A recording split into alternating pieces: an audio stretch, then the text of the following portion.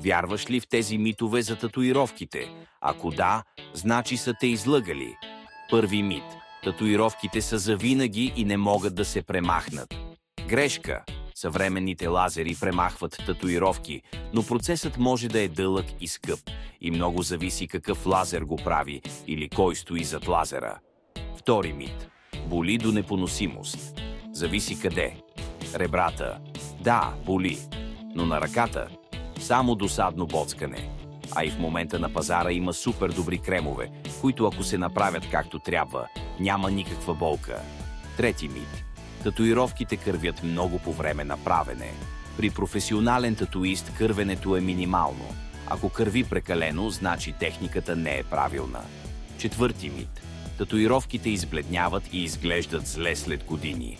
Ако се грижиш за тях, ще изглеждат добре десетилетия. Избягвай слънцето и използвай слънцезащита. Пети мит. Бялото боли най-много.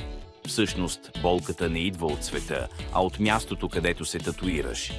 Бялото обикновено се слага последно, върху вече разранена кожа. Затова усещането е по-интензивно. Шести мит. Не можеш да даряваш кръв. Можеш. Просто трябва да минат 3 до 6 месеца след татуирането. Седми мит. Татуировките причиняват рак. Няма научни доказателства за това.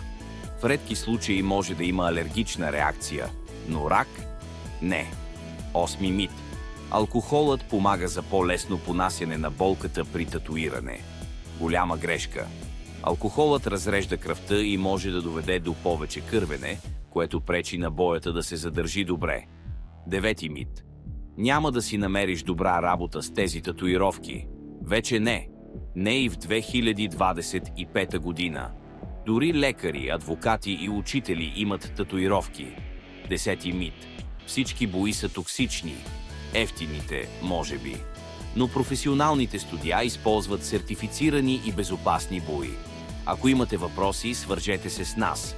Сподели видеото, за да научат повече хора, че някои неща са абсурдни митове. Кой мит си вярвал? Напиши в коментарите.